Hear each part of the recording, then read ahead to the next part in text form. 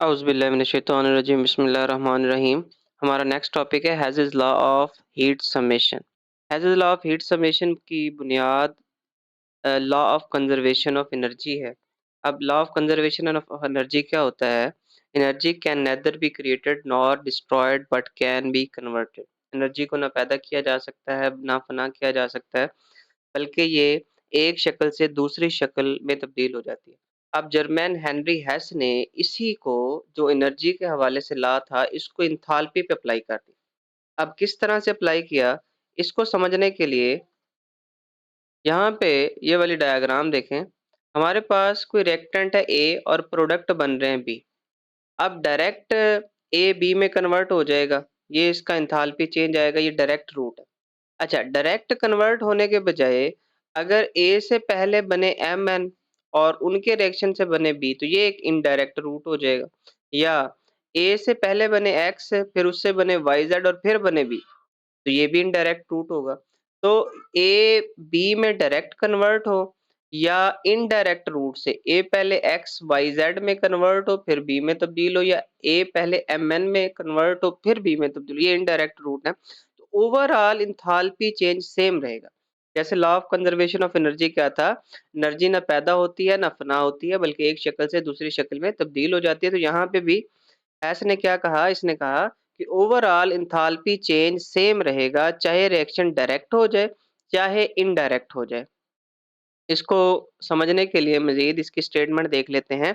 Total enthalpy change in a chemical reaction is independent of the route by which the chemical reaction takes place.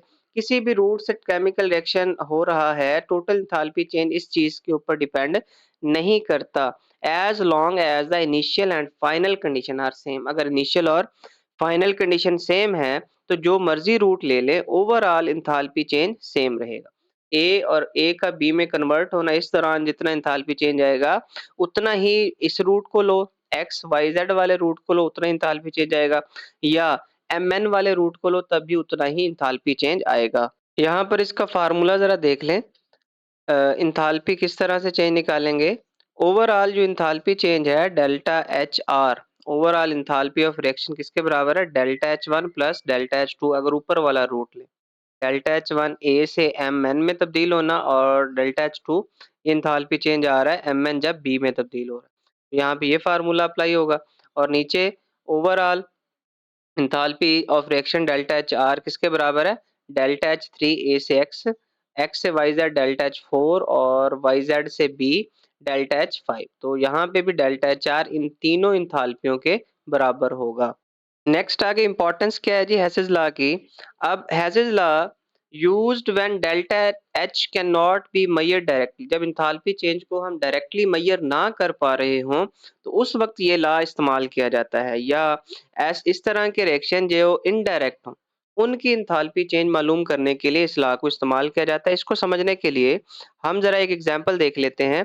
यहाँ पर हमारे पास CO carbon monoxide की formation की example. अब carbon monoxide का case किस तरह का है जी? कार्बन मोनोऑक्साइड की डायरेक्ट एंथैल्पी चेंज नहीं निकाली जा सकती। इस तरह से C प्लस O2 ये दोनों जब आपस में मिलते हैं, तो डायरेक्ट CO बहुत थोड़ी देर के लिए बनती है, इतने कम वक़्त के लिए बनती है कि हम उसका एंथैल्पी चेंज कैलकुलेट नहीं कर पाते। CO फौरन से CO2 में तब्दील हो जाता है। तो यहाँ पे ओवरऑल एंथैल्पी चेंज तो हमें पता है, C प्लस O2 के मिलने से CO2 बनता है। तो इस अमल के दौरान -393.5 किलोजूल पर मोल एंथैल्पी चेंज आ रहा है। अच्छा, ये जो दूसरा स्टेप है, ये भी हमें पता है। अब हमारे पास कार्बन मोनोऑक्साइड हो, तो कार्बन मोनोऑक्साइड O2 के साथ मिलके CO2 बनाती है, तो इस दौरान कितना एंथैल्पी चेंज आता है? -283 किलोजूल पर मोल। लेकिन ये जो स्टेप है ना, C प्लस O2 मिलके जब CO कार्बन मोनोऑक्साइड बनाते हैं, तो इसका एंथैल्पी चेंज हम नहीं निकाल सकते। कैलोरीमीटर को भी इसके लिए हम यूज़ नहीं कर सकते। कैलोरीमीटर के ज़रिए से भी सिर्फ़ क्या किया जाता है जी, डायरेक्ट एंथैल्पी निकाली जाती है, जिसकी डायरेक्ट निकला। अब ये इंटरमीडिएट है, दरमियान में बन रहा है। C प्लस O2 का जब रिएक्शन होता है, तो दरमियान में CO बनता है, फिर CO2 बनता है। तो CO का एंथैल्पी चेंज हम मालूम नहीं कर पाते। इस तरह की जो मिसालें हैं, CO हो गया, या इसी तरह से एक और CCl4 है, उसका भी डायरेक्ट हम एंथैल्पी चेंज कैलोरीमीटर के ज़रिए से नहीं निकाल सकते। तो इस तरह के जो इनडायरेक्ट एंथैल्पी चेंजेज़ जिनमें निकालना है, वहाँ पे हम हेसिस लॉ को यूज़ करते हैं। अब यहाँ पे इसको किस तरह से यूज़ किया जाएगा, ओवरऑल एंथैल्पी चेंज को डेल्टा एच लिया गया। सी प्लस O2 का रिएक्शन ओवरऑल जो हो रहा है, तो इस दौरान जो एंथैल्पी चेंज आ रहा है -393.5 किलो जूल पर मोल, इसको डेल्टा एच लिया गया है। अब डेल्टा एच, अब यहाँ पे इस डायग्राम को देखें, यहाँ पे 2 रूट बनाए गए हैं। एक है सी प्लस O2 के मिलने से डायरेक्ट CO2 का बनना, ये डायरेक्ट रूट है। और इनडायरेक्ट रूट क्या है, सी प्लस O2 पहले मिले और ये CO बनाए। यहाँ पे मिस्टेक हो गई है, यहाँ पे CO कर लीजिएगा। सी प्लस O2 पहले CO बनाए और उसके बाद CO फिर ऑक्सीजन के साथ रिएक्शन करके CO2 में तब्दील हो। तो यहाँ पर क्या हो रहा है जी, हमारे पास जो एंथैल्पी चेंज है सी प्लस O2 के मिलने से, वो -393.5 किलो जूल पर मोल हमारे पास मौजूद है। और दूसरा CO प्लस O2 के मिलने से CO2 जो बनता है, तो ये एंथैल्पी चेंज भी हमारे पास मौजूद है। डेल्टा H1 हमारे पास नहीं है। तो ऊपर जैसे अभी हमने देखा, ओवरऑल एंथैल्पी चेंज बराबर होगा, जो भी रूट लोगे उसके एंथैल्पी चेंज के। डेल्टा H बराबर होगा delta H1 plus delta H2 के। तो यहाँ पे डेल्टा H किसके बराबर आ गया जी, delta H1 plus delta H2। Delta H1 की एंथैल्पी हमारे पास नहीं है। डेल्टा H की एंथैल्पी कितनी है, -393.5। और ये डेल्टा H1 की एंथैल्पी मालूम करें, इसको साइड पे कर लिया। डेल्टा H की एंथैल्पी हमारे पास है जी -393.5, और माइनस डेल्टा H2 की एंथैल्पी करेंगे, वो कितनी थी जी दूसरे स्टेप की, -283 किलो जूल पर मोल। इनको माइनस करेंगे तो हमारे पास -110.5 किलो जूल पर मोल एंथैल्पी चेंज आ गया। ये कौन सा एंथैल्पी चेंज है जी, कार्बन मोनोऑक्साइड की फॉर्मेशन का। इसको डायरेक्टली हम कैलकुलेट नहीं कर सकते थे, इसको हमने क्या किया है जी, हैज़ेस लॉ इस्तेमाल करके इनडायरेक्टली कैलकुलेट किया है। अच्छा जी, ये जो एग्ज़ाम्पल अभी हमने की है, इसमें हमने एंथैल्पी को कैलकुलेट किया है, एंथैल्पी ऑफ फॉर्मेशन को, CO की फॉर्मेशन को using enthalpy of combustion. Enthalpy of combustion इस्तेमाल करके हमने एंथैल्पी ऑफ फॉर्मेशन को कैलकुलेट किया है। अब नेक्स्ट इस्तेमाल है हैज़ेस लॉ का, calculating enthalpy change of reaction using enthalpies of formation. Enthalpies of formation इस्तेमाल करके enthalpy change of reaction, reaction की एंथैल्पी चेंज कैलकुलेट करनी है। यहाँ पे हमारे पास मिसाल क्या है, C2H4 प्लस HCl, इन दोनों के मिलने से C2H5Cl बन रहा है। तो ओवरऑल एंथैल्पी चेंज कितना आएगा, एंथैल्पी चेंज ऑफ रिएक्शन, पूरे रिएक्शन के अंदर एंथैल्पी चेंज कितना आएगा, हमें दिया क्या उसने, एंथैल्पीज ऑफ फॉर्मेशन, फॉर्मेशन की एंथैल्पी दी। जैसे C2H4 की एंथैल्पी ऑफ फॉर्मेशन कितनी है, +52.2 किलो जूल पर मोल। HCl की कितनी है, -92.3 किलो जूल पर मोल।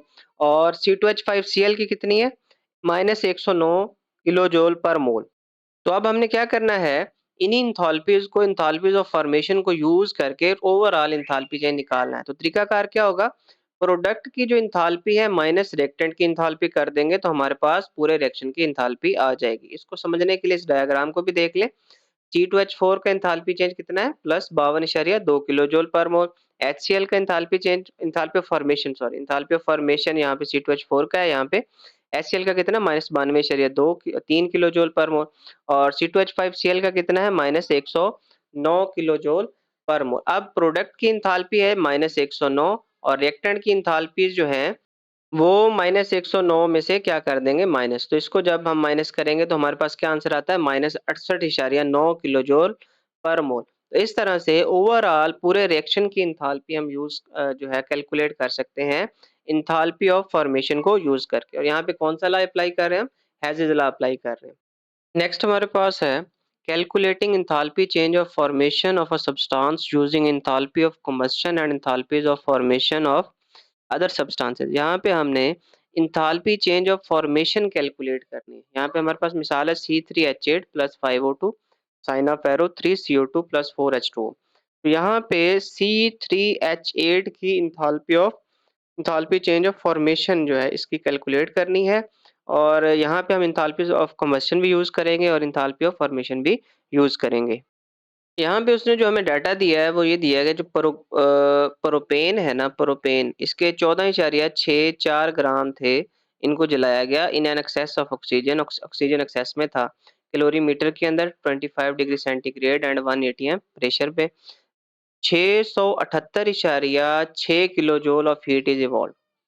अब ये बात जरा काबिल गौर है, ये ओवरऑल एंथैल्पी चेंज आया, ओवरऑल एंथैल्पी ऑफ रिएक्शन हम इसे कह सकते हैं, या एंथैल्पी ऑफ कंबस्शन हम इसे कह सकते हैं।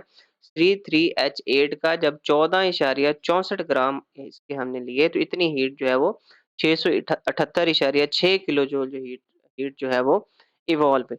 अब हमने करना क्या है? अब ये स्टेटमेंट ज़हन में रखिएगा। अब नेक्स्ट चलते हैं। Calculate the standard enthalpy of formation of propane. अब प्रोपेन की स्टैंडर्ड एंथैल्पी हमने फॉर्मेशन की कैलकुलेट करनी है, और enthalpy of formation CO2 and water की दी गई है। CO2 की -393.5 है किलो जूल पर मोल, और H2O की दी गई है -241.82 किलो जूल पर मोल। तो ये एंथैल्पी ऑफ फॉर्मेशन हमें दी गई है इन दो की, और एंथैल्पी ऑफ फॉर्मेशन हमने कैलकुलेट करनी किसकी? C3H2 की। तो ये स्टेटमेंट का दूसरा हिस्सा है, अब इसको भी ज़रा ज़हन में रखिएगा। अब डायरेक्ट हम चलते हैं फार्मूले पे। फार्मूले से हमें बात समझ में आएगी। ओवरऑल एंथैल्पी ऑफ रिएक्शन हम किसके बराबर लिया था? अभी पीछे मिसाल भी हमने की है। प्रोडक्ट का एंथैल्पी चेंज माइनस रिएक्टेंट का एंथैल्पी चेंज। प्रोडक्ट का एंथैल्पी चेंज, यहाँ पे एंथैल्पी ऑफ फॉर्मेशन की बात कर रहे हैं, तो प्रोडक्ट की enthalpy of formation minus reactant की एंथैल्पी ऑफ फॉर्मेशन, इसको हमने ओवरऑल एंथैल्पी चेंज के बराबर लिया था। अब ओवरऑल एंथैल्पी ऑफ रिएक्शन हम निकाल सकते हैं। किस तरह से निकाल सकते हैं? यहाँ पे उसने हमें शुरू में दे दी है। 14.64 ग्राम प्रोपेन के जब जलाए जाते हैं, तो 678.6 kilo joule of heat is evolve. तो यहाँ से हम ओवरऑल एंथैल्पी ऑफ रिएक्शन निकाल सकते हैं। कैसे निकलेगा? ये प्रोपेन का दिया गया मास, तो प्रोपेन के सबसे पहले निकालेंगे हम मोल। मोलर मास प्रोपेन का कितना होता है जी? 44.096 होता है।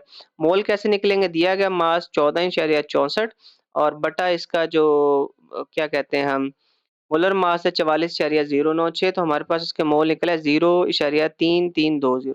अब हम बैलेंस्ड केमिकल इक्वेशन यूज़ कर रहे हैं, तो इस नंबर ऑफ मोल्स ये हमारे पास मुकम्मल फिगर नहीं आ रहा है, इशारिया में आ रहा है। तो इसको मुकम्मल फिगर में लाने के लिए हम ज़रा यहाँ पे इकाई का कायदा इस्तेमाल करेंगे। 0.3320 मोल प्रोपेन इवॉल्व्स हीट। अब यहाँ पे देखें इसके मोल कितने हैं? 14.64 ग्राम मास है, मोल है 0.3320। कितने मोल थे इसके? उससे कितनी हीट पैदा हुई? 678.6 kilo joule.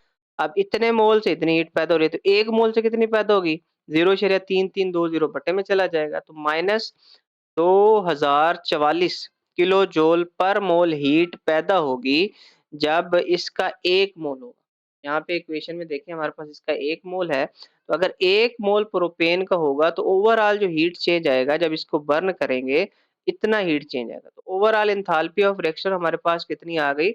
Minus 2044 kilo joule पर मोल। अभी हमने फार्मूला देखा था, एंथैल्पी ऑफ रिएक्शन किसके बराबर होती है? प्रोडक्ट की एंथैल्पी ऑफ फॉर्मेशन, वो उसका जो चेंज आ रहा है, माइनस रिएक्टेंट का जो एंथैल्पी ऑफ फॉर्मेशन का चेंज आ रहा है। यहाँ पे देखें जी, ओवरऑल हमारे पास enthalpy of reaction minus 2044 kilo joule बराबर है। प्रोडक्ट अब देखें 3 CO2 है। एक CO2 को था -393.5 किलो जूल पर मोल एंथैल्पी ऑफ फॉर्मेशन। 3 के लिए 3 से ज़रब दे देंगे। और दूसरा प्रोडक्ट में क्या है जी? H2O 4 है। H2O का कितने थे एंथैल्पी फॉर्मेशन? -241.82, तो -241.82 को 4 से ज़रब दे देंगे। ये हमारे पास प्रोडक्ट की एंथैल्पी ऑफ फॉर्मेशन, उसका जो चेंज है, जब हम इसको प्लस करेंगे, ज़रब करेंगे, वो आ जाएगा माइनस। रिएक्टेंट में हमारे पास क्या है? C3H8। अब C3H8 की एंथैल्पी ऑफ फॉर्मेशन हमने कैलकुलेट करनी है। ऑक्सीजन एक्सेस में है, तो इसको 0 लिया है। इसकी एंथैल्पी ऑफ कंबशन जो है वो क्या ली गई है? वो 0 में ली गई है। तो ये प्रोडक्ट का एंथैल्पी चेंज माइनस रिएक्टेंट का एंथैल्पी चेंज जब हम करेंगे, और उसको फिर माइनस 2044 में से जो है निकालेंगे, तो हमारे पास ओवरऑल जो एंथैल्पी ऑफ फॉर्मेशन है C3H8 प्रोपेन की, वो आ जाएगी, और ये कितनी आती है? माइनस 104 किलो जूल पर मोल। ये हमारा आज का लेक्चर है। हमारे पास क्विक चेक 6.4 रह गई है, 6.5 रह गई है, और पॉइंट नंबर 5 है सिलसिला की एक एप्लीकेशन है, और इसके अलावा कुछ और मिसालें हैं, ये इंशाल्लाह अगले लेक्चर में डिस्कस करेंगे। आज के लिए बस इतना ही। अल्लाह हाफ़िज़।